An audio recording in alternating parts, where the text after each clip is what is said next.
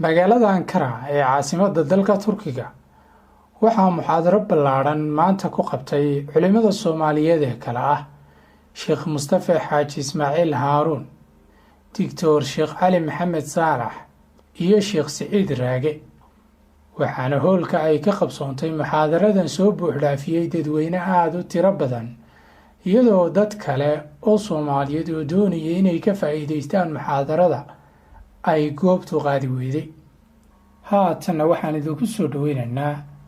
muxaadaradii uu jeediyey Sheekh Mustafa Xaaji Ismaaciil Haaruun, taasi oo ciwaankeedu ahaa noqo qof wax anfaca. kun naafica qofka muslimka ah inuu noqdo qof wax tara. waxa uu qofku qabanaya waxay ku xidhnaan doontaa mas-uuliyaddiisa iyo inta uu awoodo. nabiga calayhi salaatu wasalaam baa wuxuu tilmaamayaa almu'minu ya'laf wa yu'laf walaa khayra fi man laa ya'laf walaa yu'laf wa khayru nnaasi anfacuhum linnaas. xadiidkaasi oo sheekh alalbani xasan ku tilmaamay wuxuu nabigu leeyahy calayhi salaatu wasalaam qofka mu'minka ahi waa mid lagu soo hirto, yacni dadku ay kusoo talagalaan, ama waa mid dadka soo duma soo dhaweeya isna la soo dhaweeyo. dadka badh baa haddaad aragta laga weecdaa sharkiisa, dadka badhna waa lagu soo hirtaa meeshuu joogo. qofka mu'minka ah nebigu wuxuu ku tilmaamaya calayhi salaatu wasalaam inuu yahay qofkaasi lagu soo hirto. waxaanu sheegay qofka dadka sharkiisa iyo dhibtiisa dadku ay uga cararaan inaanu khayr lahayn. dabeetana nebigu wuxuu leeyahy calayhi salaatu wasalaam wa khayru nnaasi anfacuhum linnaas. dadka waxaa u khayr badan ka u nafciga badan, ka u waxtar badan. dadka waxaa u khayr badan ka u waxtar badan. ee nabiga calayhi salaatu wasalaam baa mar kale isagoo jooga waxaa la keenay, la sheegay nin dibqallooc qaniinay. markii dibqalloocu qaniinay ayaa nin yimo wuxuu yidhi ilaahay rasuulkiisii oo naga qoladayadu waxbaanu tufnaaye, dadkan dibqallooca wax lagu tufaanu naqaanaa ku akrinaaye, ma ku akriyaa? bal soo bandhig buu yidhi, waxaanad akridaan muxuu yahay? wixii buu sheegay. dabeetana wuxuu nabigu yidhi ba'si kuma jiro tanaad sheegtay, ee man istataaca minkum an yanfaca akhaa falyafcal. ciddii awoodda walaalkii inuu wax taro ha yeela buu nabigu leeyahy calayhi salaatu wasalaam, ha taro. xadiidka saddexaad aan tilmaamaynaa wuxuu yahay nabiga calayhi salaatu wasalaam nin baa u yimi oo wuxuu ku yidhi yaa rasuula allahi ayu nnaasi axabu ila allah wa ayu alacmaali axabu ila allah. dadka iyo alla u jecel yahay, acmaashase maxaa ilaahay u jecel yahay? nabigu calayhi salaatu wasalaam xadiidkanu xasan ligayri uu sheekh alalbani ku sheegayo wuxuu nabigu yihi axabu nnaasi ila allahi anfacuhum linnaas. dadka ilaahay wuxuu ugu jecel yahay kuwa dadka ugu waxtar badan. acmaashana waxa loogu jecel yahay buu nabigu tilmaamay calayhi salaatu wasalaam sururun tadkhiluhu calaa muslim, qof muslima aad farxad geliso, ka farxisid, takshif canhu kurba, dhib haysato aad ka faydid, aw taqdi canhu daynan, ama dayn lagu leeyo aad ka bixisid, aw tatruda canhu juucan, ama gaajo aad ka quudisid. wala an amshiya maca akhin fi xaajatin axabu ilaya min an actakifa fi hada almasjidi shahra. wuxuu nabigu yihi calayhi salaatu wasalaam inaan qof muslima si aan baahidiisa ula gudo raaco ayaan ka jecelahay masaajidkayga kan waa masjidu madiina inaan bil ku ictikaafo. waxaan ka doorbidayaa buu nabigu leeyahy calayhi salaatu wasalaam qof muslima baahidiisa inaan gudo. waman kadama gaydahu walow shaa an yumdiyahu amdaa malaa allahu qalbahu yowma alqiyaamati ridaa. qofka cadhadiisa qarsada isagoo awoodi kara inuu guto guto kaana ilaahay qalbigiisa maalinta qiyaame raalli ahaanshiyuu ka buuxiyaa qofka walaalkii raaca ee xaajadiisa ilaa intuu uga gudayo raaca isagana maalinta qiyaame ee aanay bini aadamku sugmi karaynin baa ilaahay subxaanahu wa tacaala gomadiisa sugaa saddexdan xadiis aan akhriyay alfaadooda aan idin sharxay waxay wadaagaanoo sheegayaan qofka muslimkii inuu qof waxtara noqdo waxay sheegayaan acmaasha alle u jecel yahay inay tahay dadka kuu ilaahay ugu jecel yahay inuu yahay dadka ka ugu nafci badan nafcigaynu ka warramaynaa ama nafci adduunye ha noqdo ama nafci aakhira ha noqdo bini aadamka waxa ugu nafci badan ambiyada iyo rususha waayo ilaahay baa wuxuu u soo dhibay waxay aadanaha ku badbaadin lahaayeen adduun iyo aakhiraba oo markastoo bini aadamku uu qalloocdo oo jidka saxdaa uu ka lumo waxaa la soo dirayay rasuul ama nebi kaasoo loogu talagalay dadka inuu saxo oo noloshooda adduunyo wixii ka qaldamay inuu u toosiyo noloshooda aakhira wixii ka qalloocdayna inuu u toosiyo idan nafciga qofka muslimkaa laga rabo inuu yeeshaa waa nafci adduunyo iyo nafci aakhiro wixii uu tari karaba nafci aakhira u weyn oo ilaahay markuu dhaartay wuxuu yidhi walcasri ina alinsana lafii khusrin ila aladiina aamanuu wacamiluu الصaalixaat watawaasaw bilxaqi watawaasaw biالsabr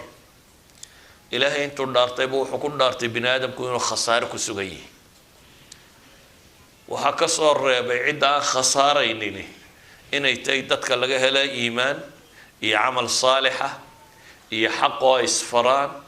iyo wixii dhib xaqa ka soo gaadha faritaankiisa oo ay ku sabraan cidda caynkaa samaysaa waa cidda khasaaraha ka badbaaday idan dadka waxa u anfac badan leh khasaaraha la hubo ciddii bini aadamka ka badbaadisa khasaaraha la hubo waa khasaaraha ilaahay uu ku dhaartay walcasri ina alinsaana lafii khusr ilaahay baa ku dhaartay subxaanahu wa tacaala haddaba waxay leenahay dadku haddii qof waliba shaqada inta ku beegan uu qabto noloshu waa wax fudud oo la habayn karo haddii dadka inta ugu badani inta iska fadhiistaan dad gaara la yidhaahda waxa qabtaan ummadaasi ma horumarto مثلا نبي محمد مركو جوغي عليه الصلاة والسلام صحابو الدين الشيخ مية اسكفر ديانو يدهدين دين نبي با ميشي جوغا مايا إيانا ويسي شيغيين سيدا اوغيد باي دمان تود شقا هيين دمان تود شقا داي قبتين مثلا أبي بكر عشرة المباشرين رقي هو وين الرقم إذا وحا كاني أبي بكر بس هو إسلامي ونبي قو كان عليه الصلاة والسلام نبي نوصي هرمري صحابة النوم ولي بالشقادة انتو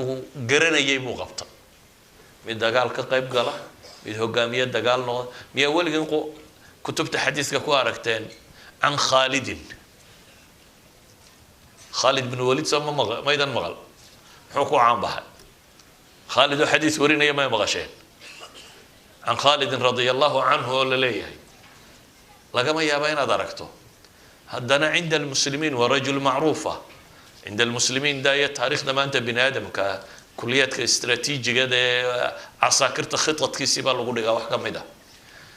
وحي ومدة وقبن كريه وغبطي كوي علم قبرتي وحي ومدة وقبن كريه بقبتين كوي تلقرني وحي ومدة مركا قف ولما مركا وكنت تلقلين وحقبته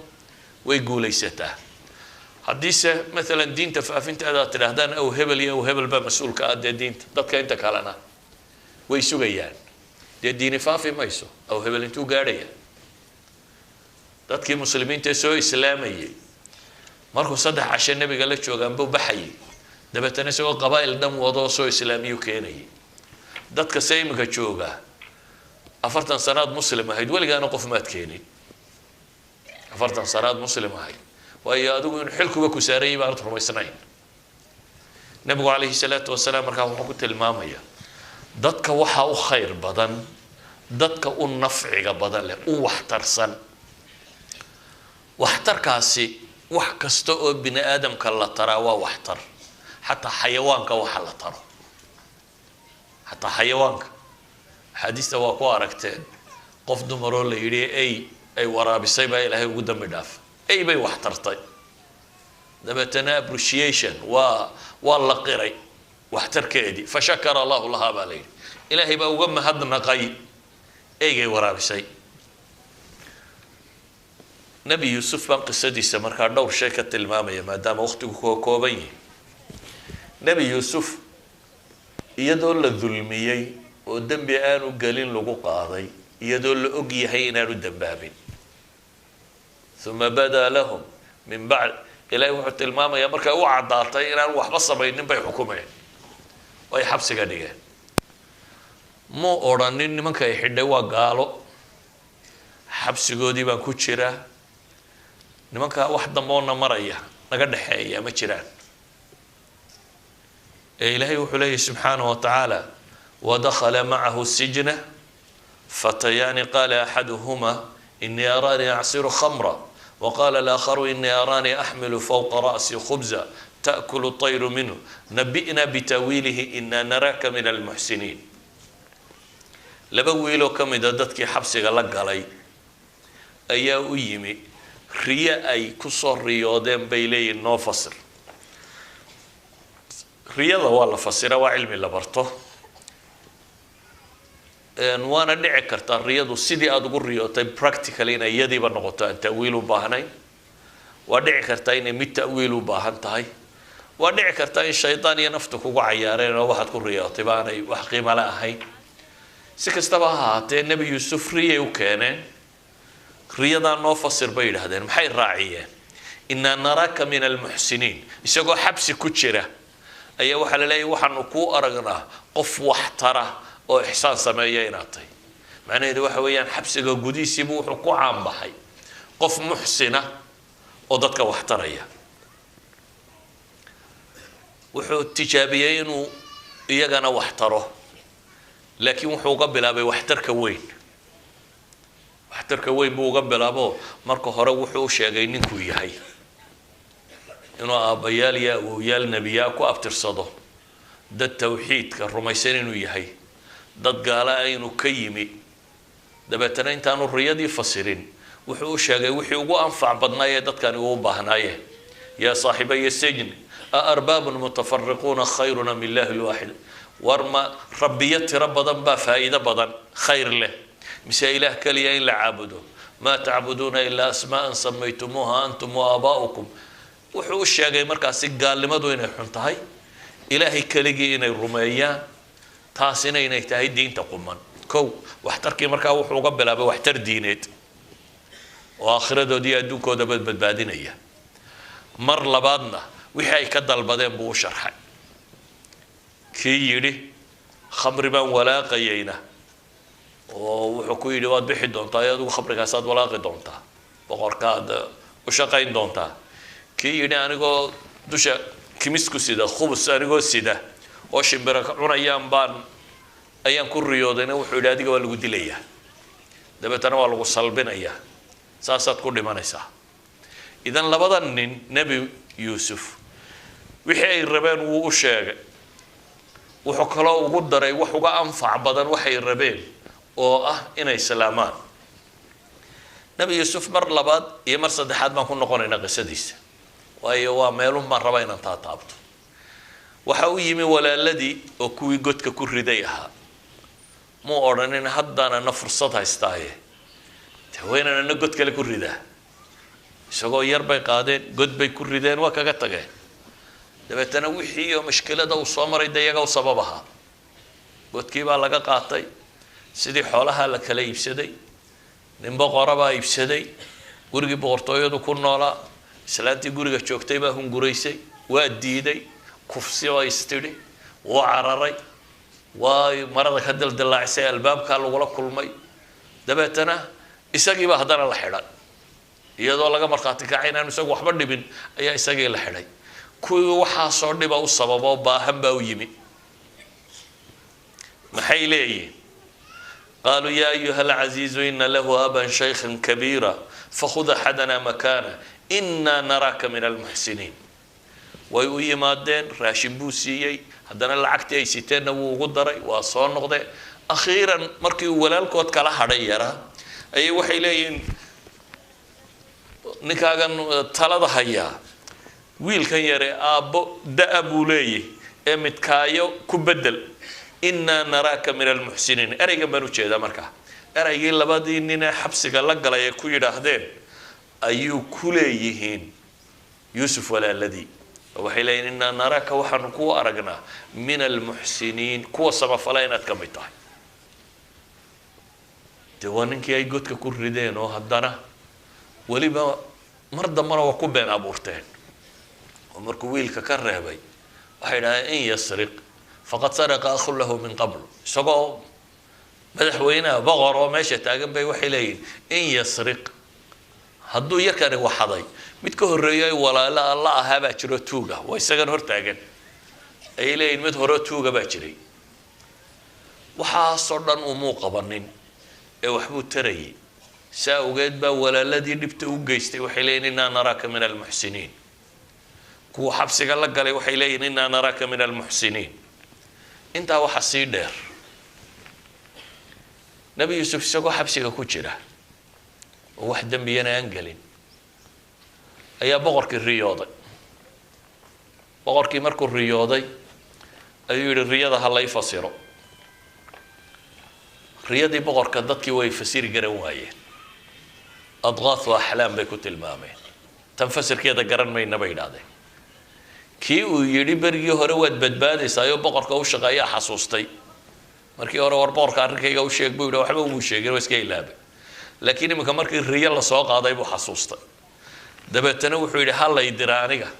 anaa yuusuf u tegaya, nin baa halkeer jooga xabsiga oo riyada si fiican u fasiraye, aniga ha lay diro.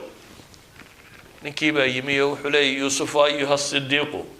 aftinaa fi 7 baqaraatin simaanin yakuluhuna 7 cijaafun wa 7 sumbulaatin khudrin wa ukhra yaabisaatin lacallii arjicu ila annaasi lacallahum yaclamuun. waxaanu aragnay 7. boqorkii wuxuu ku riyooday baa la yidhi 7 sac oo naaxnaaxsan oo 7 liitaa cunayaan, iyo 7 saabuul oo cagaaran, iyo 7 kale oo engegan. riyadaa fasir buu yidhi. waxaa laga yaabaa dadkii inaan ku noqdo oo ay wax gartaane. haddii lagu xidho oo dowlad gaaleed ku xidho oo lagu yidhaahdo ra-iisul wasaare ama madaxweynihii baa riyooday oo riyadii la rabaa in la fasiro, oo aad weliba ogtahay riyadan inay ka warramayso dhaqaalaha waddankan iyo sida la yeelayo, maxaad yeeli lahay? aduna waa gaale ha maratay naga dah. nebi yuusuf muu odhanin war nimankan gaaleed ha iska madhaan, ee uu riyadii buu fasiray. muu odhanin horta xabsiga iga sii daaya haddaad rabtaan inaan wax idin taro. muu gorgortamin xabsiga haddaan ka baxo un baan wax idiin samaynaya, ma ku odhanin. wuxuu taagan yahay anfacu nnaas inuu noqdo, khayru nnaasi anfacuhum linnaas. wuxuu u sheego wuxuu ku yidhi 7 sano oo barwaaqo ah idin soo mari doona. 7daa barwaaqo ah wixii aa goosataan saabuulkiisa u daaya midhaha, intaa cunaysaan mooyaane inta kale sideeda meel ku dhiga. waxa ku xigi doona buu leeyahay 7 sannadood oo kaloo abaar ah, oo 7daa sannadood ee abaartaa waxaa cuntaan 7daa hore wixii aa beerayseen baa la cunayaa. sanad kalea ku xigi doona oo maxay ah barwaaqo ah, oo nimankani 2 toddobaad unbay u sheegeen sanadka dambe xaggu ka keenay. dee haddii 7 barwaaqo tahay oo 7da ku xigaa abaar tahay, ka ku xigaa waa inuu noqdaa barwaaqo. haddii kale wuxuu odhan lahaa 8 abaara hadday idin soo maraysa. maadaama uu yidhi 7 abaara, waxaa macruufa sanadka ku xigaa markaa inuu khilaafa hada 7 uu yahay. nebi yuusuf wuxuu u sheegay 15 sannadood dhaqaalaha waddanka sidii loo maamuli lahaa. 15 sannadood ee mustaqbalka ee soo socda iyo dhaqaalaha waddanka kan Masar la yidhaahdo sidii loo maamuli lahaa buu u sharxay. waxaan u sheegay dhibaatooyinkaa soo socda waxa lagaga baxayaa inay tahay 7daa sannadood ee hore kaydka ugu badan in la dhigto in yar oo la cuno mooyaane. 7da abaartee dambana kaydkii la dhigtay in lagaga baxo dabeetana sanad baa ku xigi doona waxay tilmaamaysaa qofka muslimka inuu yahay qof naafica aynama xal wartaxal meel kasta uu dego ama se uu tago qofka mu'minka inuu yahay qof waxtara Abi Bakar ayaa mushrikiintii markii ay dhibeen muslimiinta ayuu yidhi iska hijrood ardal xabasha iyo meeluna kaco ka bax makuu ka baxa barki lghamaad meel la yidhaahdo markuu marayay ayaa waxaa la kulmay nin la yidhaahdo ibnu daghina qabiil qaarra la yidhaahdo buu oday caaqil suldaan uu u yihi waa qabiil gaaleed dabeetana Abi Bakar buu wuxuu ku yidhi ayna turiid ya Abi Bakar xagaad ku socotaa Abi Bakar baa wuxuu yidhi akhrajanii qawmi min hadihi albalda فأنا أريد أن أسيح في الأرض فأعبد ربي تلكي بقى سو صاري ومكايغا سو صاري وحن ربا أن أسيح في الأرض سياحة وحلا إلى هذا علماء دي هوري وحي كتل مامانين أي تهي قف انتو اسكبحينو إلهي ونو عبادة استو ميل قاربان كو سعنين اسكنا قاقونو مش أدرك تبا إلهي ونكو عابدو ميش اسكاقتك أي بكروحو لي مكوان اسكاقايمي waxaanan rabaa inaan iska socdo uun ilaahay dhulkiisa maro oo aan ilaahay caabudo waayo tolkay baa soo saaray u fiirso ibnu daghina waa nin gaaleed oo oday qabiil gaaleed ka taliya wuxuu ku yidhi inna mithluk laa yakhruj walaa yukhraj adigoo kale buu yidhi Abi Bakar nin tolkii ka tagana ma tihid nin la saarana ma tihid adna kuma cuntato inaad iska tagto nin la saarana ma tihid waayo Abi Bakar wuxuu ku leeyahay markaa fa innaka tuksibu almacduuma wa tasilu alrahima wa taxmilu alkalla wa taqri aldayfa wa tuciinu cala nawaa'ib alxaq Abi Bakar buu leeyahay adigu waxaa tahay nin dadka faramadhan aan waxba haysanin wax tara waxaa tahay buu leeyahay nin riximka iyo qaraabada iyo tolka xidid iyo xigaalba xidhiidhiya waxaad ahayd buu leeyahay qofka culus ee ama dayn ama mag ama wax loo haysto qof ka roga culayska waxaad ahayd buu leeyahay martida qof soora waxaad ahayd qof ugu gargaara dadka nawaa'ib alxaq Abi Bakar markaa wuxuu ku sifeynaya qof bini aadam oo wax tari wixii uu qaban jiro dhan inuu qabto waana nin mushrika ninka saa ku sheegaya yani Abi Bakar wuxuu ahaa dadka ugu anfaca badan leh ee bulshada keeda baahan keeda liita keeda culus keeda musaafirka ku walba wax tara saawgeed buu leeyahay ninka qiimaha leh ee bini aadamka sida wuxuu taran in la saara maaha aniga ayaa ii magan tahay buu yidhi Abi Bakar wuu soo celiyay makuu keenay isagoo inamadiisiina wata Quraysh buu isugu yeedhay wuxuu Quraysh ay dhageysta Abi Bakar waa magantay cidda Abi Bakar taabtaaray oo taabtay carabtuna magantooda aad bay isugu ixtiraami jireen waliba markuu ninku yahay nin odayo reer ka taliya Abi Bakar siibuu Maka ku yimi inkastoo markuu waqti joogay gurigiisa hortiisu masaajid yar ka samaystay nin markuu tukado aad u ilmeeya buu ahaa dabeetana Quraysh ba ka ishtakooto waxay yiraahdeen intay ninkii u tageen Abi Bakar dumarkii iyo carruurtii iyo dadka buu naga fitnaynaya halkaas buu maanta dhan ku ooyay quraan akhrinaya dee dadku ninkan weyn ooyay waa raacayaan gurigiisa ha gala bay yiraahdeen hadduu doonayo inuu ku jiro magangalyadaada gurigiisa ha galo wuxuu doonayaa ku sameeyo marka uu u yimi wuxuu ku yiri Abi Bakar waa laga cabanaya anigana waxaan isku ogeyn inaad magantay tahay dee tolka inaad dhiftano kuwa gurigaaga iska gal Abi Bakar wuxuu yiri ama aan ku soo celiyo magantaadi dabeetana wuxuu yiri Abi Bakar waradna maganimadaada iska qaado anu mabda'iga waan wadanayaa adiguna free batay maanta laga bilaabo xil kuma saara waxaan uga dan leeyahay xadiisku waa dheer yahay laakiin anigu meeshan u jeeda waa maxay nin mushrik ba Abi Bakar wuxuu uga marxaati kacaya caynkan حتى النبي الله محمد عليه الصلاة والسلام أنت المعجزات كم بدني كم مقنن دتك يوجه الرئي السلام محي كرمية مثلا دتك يوجه الرئي السلام وحين وراك الخديجة كم يدعي markuu nabigu u yimi calayhi salaatu wasalaam zamiluuni isagoo leh iddada oo cabsanaya ayaa waxay tidhi wallaahi laa yukhzika allahu abada ilaahay baan ku dhaartay alle weligaa ku hoojin maayo waayo qof waxtaraad ahayd bay leedahay intan abibakar lagu yidhi in leeg bay ku tidhi khadiijo waxay leedahay nabi maxamed calayhi salaatu wasalaam oo le waan cabsanayaaba waxay ku leedahay ilaahay baan ku dhaartay rabbi ku hoojin maayo sababtu waxay tahay mid kaa waxaysan wax siiya tii qofkii qaraabaa xidhiidhiya qofkii culays haysta culayska ka roga qofkii marti soora yacni bulshada qof wax ku tarabaad ahayd bay leedahay saa daraaddeed ma suurtagal aha in ilaahay subxaana wa tacaala uu ku hoojiyo taasi waxay sheegaysaa muslimiintii hore noocay ahaayeen ambiyadii nabiyullaahi moxamed noocuu ahaa abibakar wuxuu ahaa maxaa dadku ku rumeeyeen maxay dadku u raaceen maxaa looga dambeeyey dad waxtara bay ahaayeen bulshada dhexdeeda dad waxtar ku ah waxtarku mid aakhira ha noqdo ood qofka naarta ka badbaadso dee waa waxtarka ugu weyn nabiga calayhi salaatu wasalaam dadkii u shaqeeyey waxaa ka mid ahaa wiil yar oo yahuudiya wuxuu ka mid ahaa shaqaalihii nabiga calayhi salaatu wasalaam dabeetana wuu xanuunsaday waxaa loo soo sheegay nabiga wiilkii inuu buko oo guriga aabihii jiifo dabeetana nabigu calayhi salaatu wasalaam wuu soo baxay wiilkiibuu soo booqday dabeetana wiilkiibuu la hadlay intuu madaxiisa fadhiistay buu wuxuu ku yidhi war yaa wiilow aslim war iska islaam wiilkii baa aabihii eegay markaa aabihii baa wuxuu ku yidhi markaa atic abalqaasim sala allahu calayhi wasalam yeel waxa uu kuu sheegaya abalqaasim waa nabiga calayhi salaatu wasalaam kunyadiisi dabeetana wiilkii baa islaamay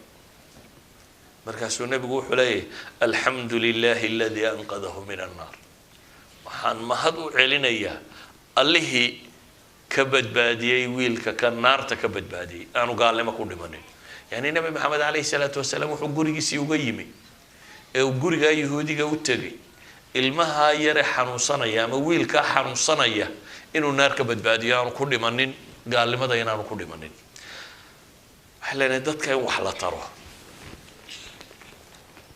oo waliba dadku waxtar waxay ugu baahi badan yihiin markay baahan yihiin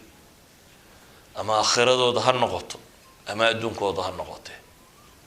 islaamnimada macnaheedu waxa weeyaan waa qof bini aadamka oo dhan nicmada la jeceliyo wanaag iyo khayrka waxaa dhacay ilaahay wuxuu qur-aanka kaga warramaya qiso suuratu yaasiin qisada ku jirta mu'minu suuratu yaasiin nin ayaa ilaahay ka warramay ninkaa ilaahay magaciisa inooma sheegin magaalo deganaa lama sheegin wax taytalo watay lama sheegin ilaahay wuxuu ku tilmaamaya wajaa min aqsa almadinati rajulun yas'a magaalada halka u dambaysa nin ordaya ka yimi ninkan magaaladii uu joogay 3 rasuul baa loo soo diray u fiirso qisadan 3 rasuul baa la soo diray 2 la soo diray 3 baa lagu wixiiba waa beeniyeen adigu haddaad joogto magaalo 3 rasuul loo soo diray oo 3daba la beeniyay maxaad yeeli lahayd inta nagu badan waxa dhaw ma nimanka rasuusha diidaaniga aqbalaya soo ay ka ma tirahdeen يعني مسؤولية اسمها صارت ما دام 3 رسول بلديدي والله ده ماشي 3 رسول لديدي مشقة كبرنان لكن كان إلهي قرآن كلا آخرنا يا إلى قيام الساعة قصدي سوى حلاقو قري وقف اسكت دين ومسؤولية قاضي كأنفعه اسمه أورانا 3 رسول بماشي شوقي وحو قرتي إن إسجنا حل ساري وغيران إنه ضدك كوي راهدو وروه يعني من كان راعي سبب تكون راعي سنة واندي شيء وحلي يا قوم اتبعوا المرسلين والرسل الراعبوا لي وهو ما هي سببته اتبعوا من لا يسألكم أجرا وهم مهتدون لا بس سببات بور راعبوا لي نمكن روح بيدك مرة بعد مرة هوري بني آدم كهذا يقول هذا يصير هذا نكن يدقالوا كوجود دنيا يكرسوا كوجود دنيا وحبوا أديك كاد دنيا هذا يصير هذا وحلقة ما ينظروا الراعين وتلاقي نكن يدنتي سوتا مركه حلي والرسل شو مركه روح بيدك مرة ربطه وامر marka labaadna muxuu ku tilmaamay wahum muhtadun wa hanusayin raa'a qisada ma sharxayo laakiin waxaan uga dan leeyahay inta dambe ninkii dadkii wuxuu leeyahay rususha raaca waa ka may aqbalin isagu tawxiidkiisii buu qirtay wuxuu leeyahay anigu nimankaasi xaq bay sheegayaan waan raacay saa qisada ka muuqata waa la dilay ninkii waa la dilay ilaahay baa ka warramaya markuu dhintay siduu u fakarayay markuu dhintay aakhira qabtay siduu u fakarayay baa ilaahay inoo sheegaya muxuu ka fakarayaa qiila dkhuli ljanna baa ilaahay leeyahy waxaa la yidhi war jannada gal qaala yaa layta qawmii yaclamuuna bima gafara lii rabbii wajacalanii min almukramiin tolkii weli wanaag buu la raadcaynayaa wuxuu leeyahay alla jeclaan lahaaye inay tolkay ogaadaan waxa nimco ilaahay siiyey saa dembigu igu dhaafay iyana ha islaamaane yani caqligu bini aadamku inta badan aarsa unbuu ka fekeraa waa kuwii waxaa kugu sameeyay adiguna aakhira u dir ninkan iyagoo la dilay oo gardarre lagu dilay oo saddex rasuul ay beeniyeen oo wuxuu ugu yeedhayay ay xaq ahayd oo gardarre lagu dilay haddana ayuu haddana wuxuu ka fekerayaa war nimankii yaa wanaaggaan helay u sheega iyaguna ha raacaane marka waxay tilmaamaysaa qofka mu'minkii inuu yahay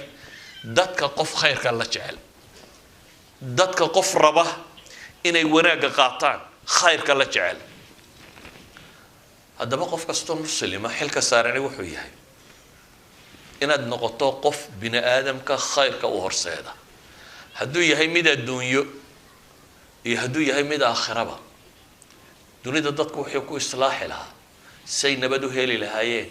kuwada ducafadaasaa loogu gargaari lahaa kuwada jaahilkaasaa wax loo bari lahaa kuwada aqoon-yahankaasaa loo tilmaami lahaa ummaddu markuu qof waliba xilka isa saaro oo uu contribute gareeyo wanaagga ayay ummad jirta noqotaa ummadda marka qof waliba uu iska dhiga cadam ilmas-uuliya inaan isaga waxba saarayn qolo kalena laga suga inay wax hagaajiyaan way jabtaa waana soomaalidu say hadda u badantay dad maqan oo aynan garanayn meel ay ku maqan yihiin baynu sugaynaa waddankeennii iyo dalkeennii iyo dadkeennii bay inay hagaajiyaan innaguna waxaynu rumaysanay qof waliba inaan isaga mas-uuliyadi saarayn ilaahina wuxuu inoo tilmaamaya qur-aanka ninkaa saddexda rasuul iyadoo la diiday rumaysanin mas-uuliyad saarantee xil isa saaray weliba meesha lagu diiday aan joogin ee ka yimi min aqsa almadiina magaalada halka ugu dambaysa sifadu ku yimi haddana ahayd qof mas-uuliyaddaa xambaarsan oo degdegaya ilaahay wax calaamadana uma yahay rajul wala tankiiriye rajulun baa lagu tilmaamay oo yasca nin ordaya unbuu ahaa waxaynu u baahannahay markaa ayuha alaxiba dad wax tara inaynu noqono nabiguna calayhi salaatu wasalaam wuxuu tilmaamayaa daa inaad wax practical oo ummadda u qabatee haddaad tilmaamto uun nin baa nebiga u yimi sheeganaya dhib wuxuu raacanay inuu u baahan yahay dabeetana riwaayadka qaarkoodna nebigaa yidhi bay le riwaayadka qaarkoodna nin kalaa yidhi mahma takun nin baa wuxuu leeyahy war hebel u tag waa laga yaabaa inaad isaga wax ka hesho nebigu waxba ma hayo markaa calayhi salaatu wasalaam wuxuu tilmaamaya ninkan inaanu waxba tari karaynin laakiin mu odhan in waxba ku tari kari maayo iska tag ee waxaa la yidhi bal hebel u tag waxaa laga yaabaa inaad ka hesho waxaad rabtay hebelkiibuu u tegey dabeetana dantiisiibuu ninkii kale u fuliyey markaasaa nebiga loo sheegay nebigu wuxuu yihi man dalla calaa khayrin falahu mithlu ajri faacili xadiidkii muslim man dalla calaa khayrin qofka dadka khayr u tilmaama ninkan waxaa loo tilmaamay waxbuu ku weydiisto waxaad tidhi waxba ma hayo laakiin waxaad ugu dartay war bal hebel siimar waa laga yaabaa inaad ninkaa ka heli karto mujarad waa tilmaamtay adigu waxba maad bixinin tilmaamtaasi haddii ay guul keento nebigu wuxuu leeyahy man dalla calaa khayrin wanaag ciddii dadka u tilmaamta falahu mithlu ajri faacili kii sameeyey baa la damid oo kii sameeyeyna ajarkiisii uu leeyahay adiguna ajar u dhigma kaa sameeyey ajarkiisii baad leedahay idan ama nafci adduun ha noqdo ama nafci aakhira ha noqdo qofka mu'minkii waa inuu naafic noqdaa waa inaad marka hore ka fakeraysaa dadka sidaad wax u tari lahayd cali ibn abi aalib ayuu nebigu ciidan u dhiibay dagaal baa la galay khaybar meesha la yidhaahdo labadii maalmoodoo hore waa la furan kari waayey wuu adkaaday dagaalkii maalin saddexaadii ayuu nabigu sheegay calayhi salaatu wasalaam nin ilaahay jeceliya ilaahayna jecel inuu raayada loo dhiibi doono cali oo xanuunsan ayaa loo yeedhay nabigaa u duceeyo ku tufay waa bogsaday cali baa la yidhi ciidanka hogaami dagaal buu gelaya haddaad janan dagaal gelisa maxaad kula dardaarmi lahayd nimanku iya kaa baxsanin soo maaha si fiican dagaalka u gal maya nebigu wuxuu kula dardaarmo fawallaahi lan yahdiya allahu bika rajula waaxida khayrun laka min an yakuna laka xumru nacam wuxuu nebigu kula dardaarmo ilaahay baan ku dhaartee mid qurho ka mida gaalada in ilaahay kuu soo hanuuniyo ayaa kaaga khayr badan gelakiisa cascas yacni inaa waddanka furataan oo haniimo iyo xoolo badan heshaan oo aad tidhahdaan gaaladiina waa laynay xoolana waa ka soo helnay waxa ka faa'iido badan buu nebigu leeyahy mid ka mida inuu diinta qaato marka asalka qofka mu'minka xataa hadduu goob dagaal joogo dadka laa maaha hadafkiisu dadka xoolo ka hel maaha hadafkiisu waa dad intani inay faafto hadafkiisu waa inuu dadka naar ka badbaadiyo qof gubanaya hadduu kaa soo horbaxo maxaad samayn lahayd qof dab ku dhego ololaya hadduu kaa soo horbaxo wax kale kamaad fakarteene koow waxaad ka fakari lahayd maxay inaad baktiiso mays odhan lahayd waa horta kolley waa kaa gubanaya uu sii socdaayo jeebabka baadha bal in wax kusii jiraan ka gaadhsii saacadda iyo wax ka fur yani mentalitiga qofka muslimkii dhaqaalaha maaha dadkan inaad xoola ka hesha maaha mentalitiga qofka muslimkii maaha dadku inay dhintaan mentalitiga qofka muslimka waxa weeyaan dadku inay diinta gaadho inay dadku badbaadaan adduunkoodana badbaadaan aakhiradoodana badbaadaan sidaa awgeed buu nebigu wuxuu leeyahay qof quro kuu hanuuna kaaga khayr badan inaad geel cascas hesho waan leenahay markaa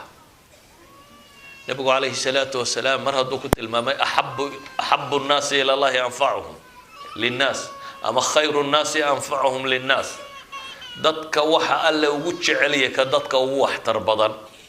ama uu tilmaamay dadka waxa ugu khayr badan ka dadka maxay ugu nafciga badan leh ama nebigu calayhi salaatu wasalaam waxa uu tilmaamaya maalan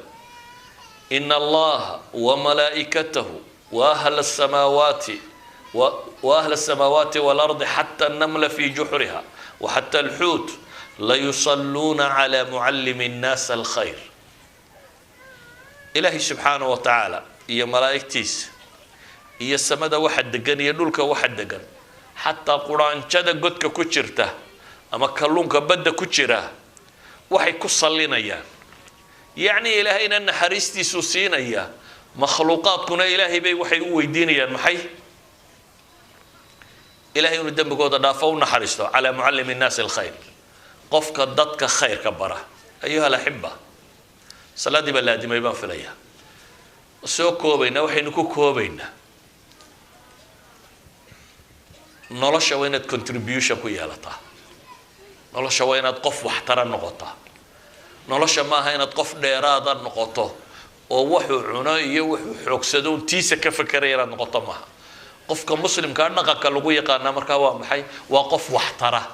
oo waxtarkiisu sida ambiyada ilaahay uu ka waramayo ilaa iyo gaalada ay gaadhayaan inaga muslimkii baaba inuu anficlaan maxaynu gaal anfacnaa muslim oo dhanka kaalaya intii kula dhulka ahayd ama kula dadka ahayd ama kula jaarka ahayd ama kula deganayd ayaan anficaynu gaadhaynin إلهي وحن كبر يا سبحانه وتعالى إنه دينتنا إنه فهمسيه إن جاي له كوي قمناده ذكر قمناته وغيره كوا واحترى سيد النبي الشيخ عليه الصلاة والسلام إن ربنا جاي له وصلى الله على محمد وعلى آله وصحبه وسلم والحمد لله رب العالمين.